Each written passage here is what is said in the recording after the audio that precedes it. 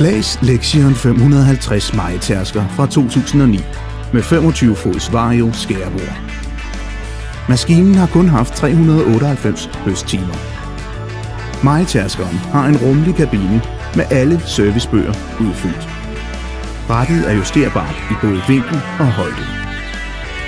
Lexion 550 har en maksimal ydelse på 330 hestekræfter. Denne maskine har også køleskab, klimaanlæg og elspejle.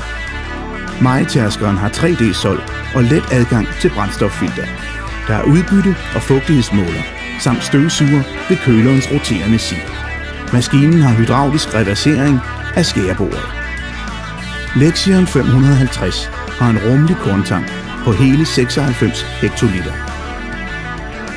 For mere information, kontakt da Martin Madsen ved Kolding Maskinforretning på telefon 20 19 57 82.